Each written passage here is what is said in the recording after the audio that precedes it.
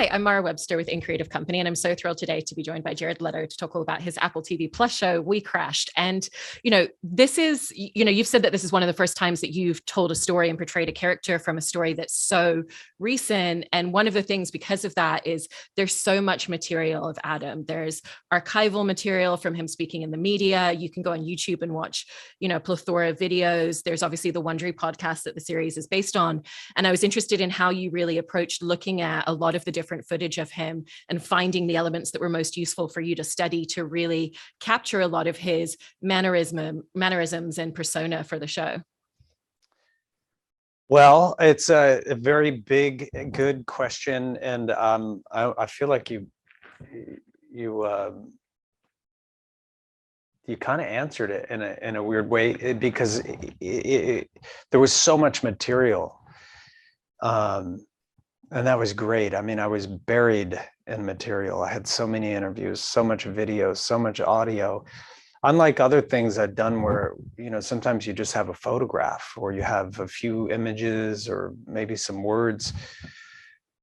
Yeah, this time I had as much as I wanted, and it was a beautiful thing. I remember I got a hold of about 12 hours of him talking, looking right into the camera and speaking, preparing and practicing, and that was just that was essential. That was a really good ammunition. Did that piece of footage in particular that you were just mentioning really help in terms of the fact that the show isn't just looking at who was he as a public persona, but very much who was he behind closed doors, which is the space that you have to kind of enter into interpretation a little bit more? Yeah, absolutely. I mean, you look for the broken bits, right? You look for the moment where he's off camera, but his mic is still on. And, how does he interact with his friends or his family, or, what are some of his habits? And, when you're playing a character, especially based on a real person, you want those moments, those idiosyncrasies, and you want that, behavior is basically a series of repetitive actions, and, and you want to dive in deep and understand that as much as possible, and, learn about the circumstances. And, I love the fact that this was such a recent and relevant story. That made it exciting. We were, on set filming things that happened in 2019 or 20, and I had never done anything like that before. And you also ended up meeting with Adam, and I was actually interested because you decided to keep that meeting really private between just the two of you at the time. What were the main elements that came out of that conversation and that meeting with him? And what was the reason that it felt important to you not to actually tell people at the time that you'd had a conversation with him and met with him?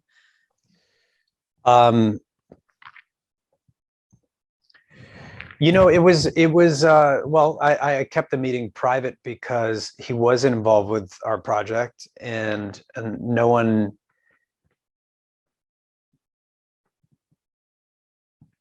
Let me think. I'm going to try to tell you exactly why I kept it private. First of all, out of respect to him and his family, he's a human being. He has children. He has a wife, and I'm sure this is a difficult experience in some way. Not having a show made about some of your greatest successes, but also some of your greatest failures. So I wanted to be respectful to that. And also the creators and the people involved with the show were not talking to Adam. So, to avoid any kind of disharmony, I thought it would be good to keep it as, quiet as possible. And really I thought I would regret it if I didn't meet him. So, I thought there was more to gain than to lose for me personally. And I'm glad that I did. I found him to be a really kind and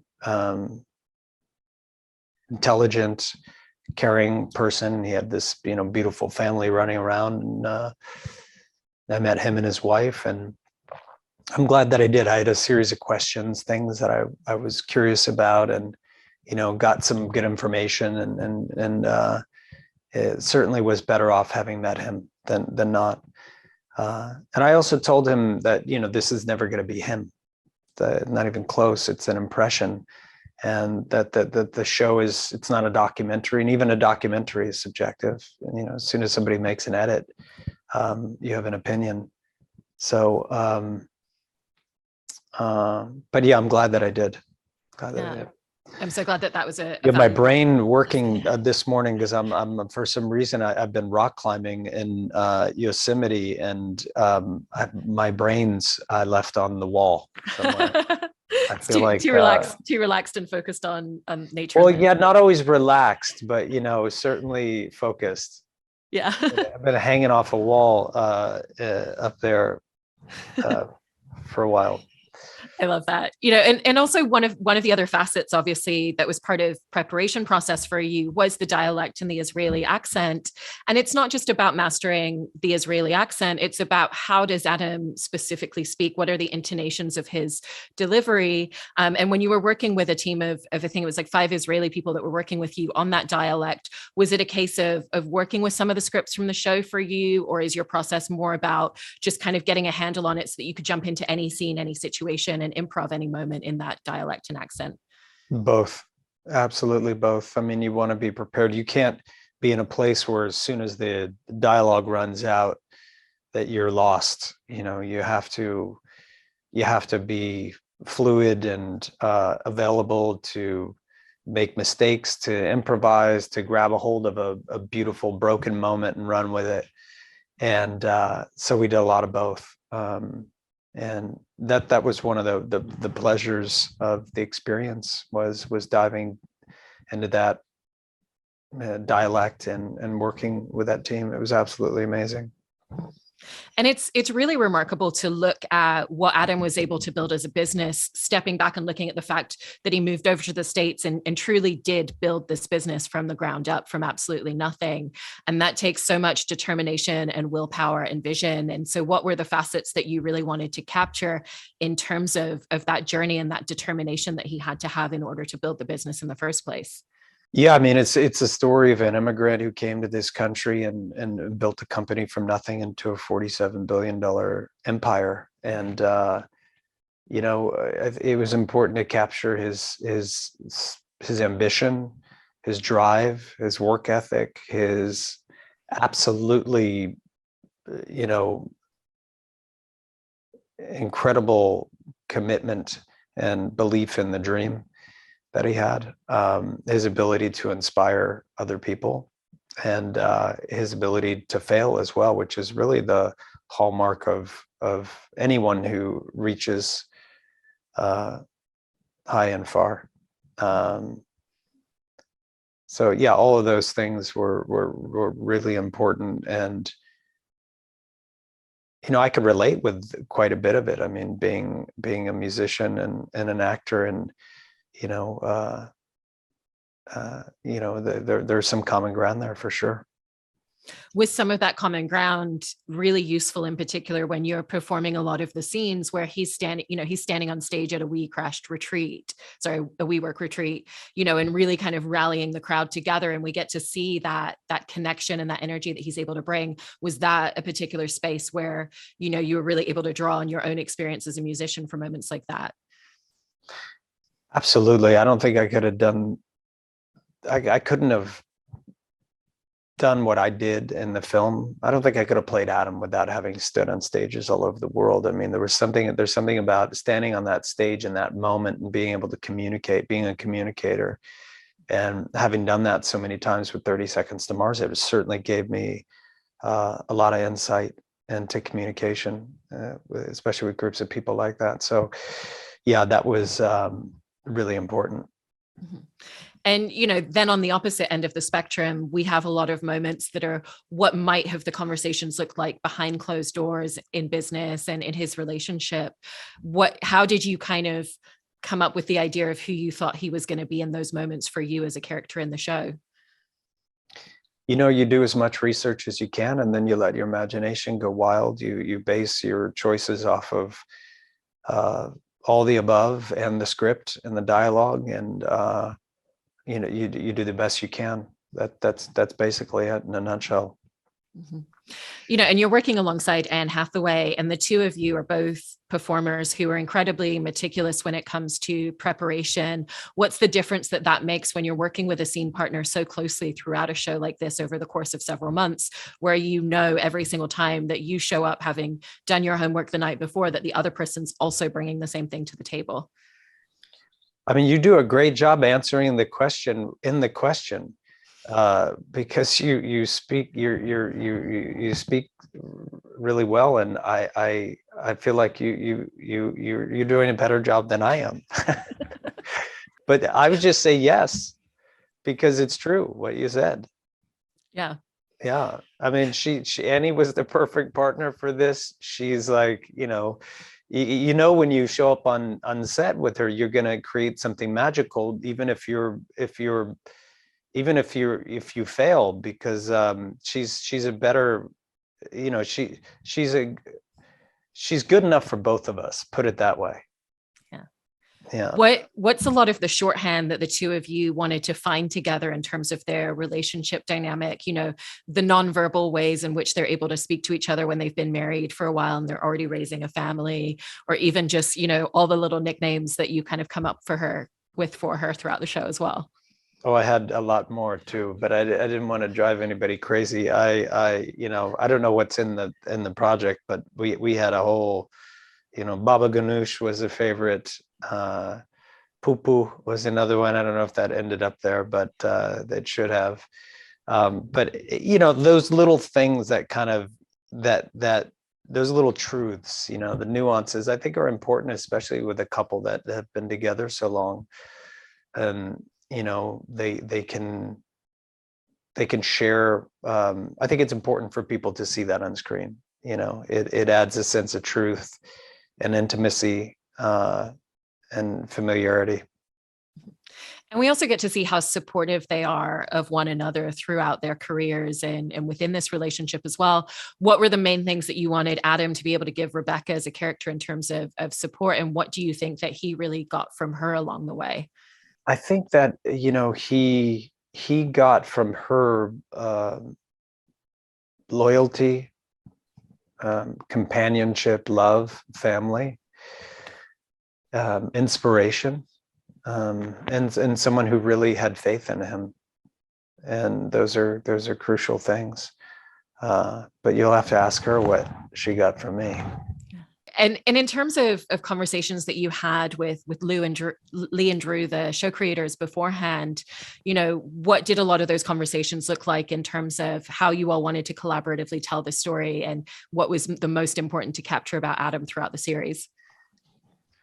Well, I think it was important. The most important thing for me is that I wasn't part of just a takedown, a piece that was about villains, that was one dimensional. I really don't have that much interest in that. And, I wanted to dive deep and look at, what made these people tick. And that's the genius of Lee and Drew, is they supported that, and they also were passionate about that.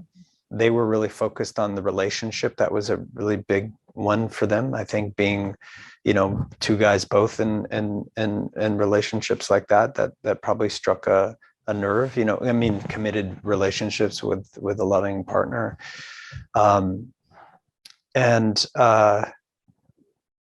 yeah. I was also interested in how you found the physicality of him as a character, because it feels like he's someone who's kind of always in motion, kind of always looking for the next thing. And even just the physical element of him walking around in the office without shoes and socks on also says so much about him. Yeah, I mean, it always does, doesn't it? Our physical representation really can say so much about who we are, and even our moods, and he was a very physical person, even the way that he spoke with a lot of force and passion. And I mean, every day I was just exhausted, from, of course, when he gives a speech, he does it one time, but when I'm giving a speech on set, you do it 100 times for different angles and coverage and everything. But I enjoy that work. I like I like the physical side of things as well. I think it's really important to hone in on that. Right. And you're also bringing up there, there's so many really long monologues and speeches that you have to deliver throughout this. Did you find that it was a much more verbose character than a lot of the ones that you've played before? And how does that change your approach if you're working with that much dialogue on a scene? It doesn't change the approach at all, but it's a different kind of challenge when you have that much dialogue. But in this case, dialogue for him was ammunition. It was a source of inspiration, a way to connect and to sell his vision to the world. And he was really good with words. He was a great speaker, and I like the challenge of having that much dialogue. For me, it was. I asked for it, and I pushed for it. I said at the very beginning, before the scripts were even written, that that this was part of his, as Adam may have said in our show, one of his superpowers. So that would and pushed Lee and Drew to really lean into that verbosity, and they were so great with the dialogue. It was always a pleasure to read the scripts, and surprising and exciting, and I had a lot of fun with it. Yeah. And with that adeptness at communication and the fact you were just saying that he's a great speaker, was it also important to you that he be a great listener as well, that's part of the communication for him? Yeah, I think that he was smart enough to know when to listen, but also we all we could all probably listen a bit more, and I think that's therein lies the conundrum. I also, when you're on set and you're working on a lot of scenes, I love the fact that you've talked frequently about, not just spending time playing around with a scene or improving a moment with whoever your scene partner is, but it also being just as important to work with, actors who are coming in as day players and what their character may be. And on this particular shoot, was interested in, what were some of the moments that you remember in terms of really working with the day players and actors that were coming in just from moments in scenes, and how that really helped you? Well, we shot in New York City, and I have to say, it's just an embarrassment of riches here. There's so much talent in this city, and we would have actors come in, for half a day and for a single scene, for a couple of lines, and just be mind-blowing. Their abilities, their talent, and it's a hard thing to do, to come into a project. I've done a lot of that in my career, and hats off to all these incredible actors here. But I always take great joy in trying to engage people that are coming to the set for a short amount of time, to pull them into a scene in a richer, deeper way, and to see if we can surprise and delight one another. And I think the scenes are always richer for it, and we did a lot of that. There was a lot of improvisation with day players, and it's such a joy to be to have that opportunity, and to give that opportunity too. It's a beautiful thing. And there was a lot of that on the set here. A really creative, the set and the filming was really a rich creative experience. It really was a beautiful thing. And, I think everybody enjoyed the freedom that we felt on the set, to experiment, to create, to fail. And we all took advantage of it, in the best of ways. That's amazing. I also, I think it's so interesting that part of the process for you in terms of staying in character between scenes is really about the spaces that allows you to explore in character, and also just to kind of show up for a scene even more prepared because you've already played around with it. Is it something where between scenes you tend to be sitting with the script a lot, or is it really just about the fluidity of the moment of kind of sitting with the character and just kind of responding as them to situations around you? Well, I usually, hopefully, have always done my work and am prepared, so I'm not sitting with the script as much on set, because like when I'm on set, I'm focused on the scene that we're doing or the scene that's coming up, and I just use as much time as I can to practice. I love to practice, and I enjoy the research and the preparation a lot, and it's funny, I was talking to an Olympian I knew, and he said to me that he won a bunch of gold medals, and he said, I'm not really any better than any of the other people that are out there competing. I just happen to be really good at practicing. And I thought that was an interesting way to look at it. But I do enjoy the preparation. I enjoy the diving into the material. I like to be prepared. I hate to not be prepared. It happens when you get new pages and all of a sudden, things change, or someone has an idea and they want to, throw out the scene and start again. Ridley would do that often, but that's exciting. And when you're prepared enough, you can do those things. But I really love to do. I feel like it's my job to show up on set as prepared as possible, and collaborative as possible, as kind as possible, as open and available, and ready to kind of serve the scene and serve the other actors and serve the director and the writers. I mean, that's really at that point, it's a little about me, and it's what can I contribute to the scenes. Yeah. And also, going back to what you were saying just before about this being a real space where there was an opportunity to fail, to try different things, and the difference that makes. I really love that you very extensively talk about that frequently, that it's just as important to try something, even if it might fail, because at least you tried it. Is that something that, from the beginning of your career as an actor, you've kind of always had that relationship with the potential of failure in a particular moment? Or is that something that you really learned along the way, that you really have to take those risks and push yourself harder in order to kind of find the gold? Well, I mean, I think when you're a young actor, you're busy waiting for permission to take some of those chances. Sometimes you'll have people that empower you or give you, feel like you're safe to make those mistakes or to take those chances and to fail.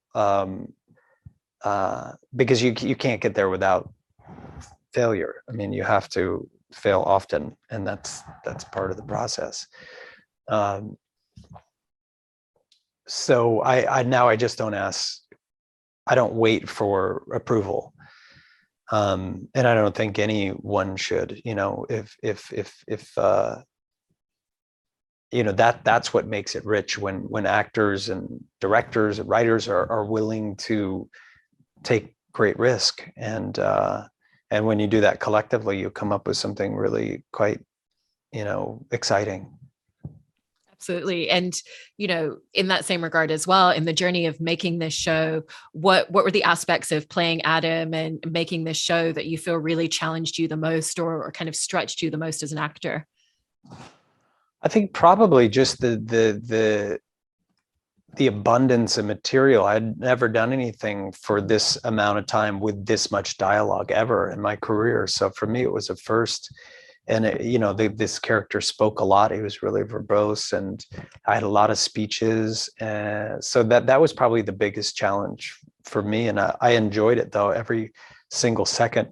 There wasn't a day that I had on set that I wished I was somewhere else. I really enjoyed it. It was quite a special one. I have to say that it doesn't happen like this that often, and it was a beautiful experience.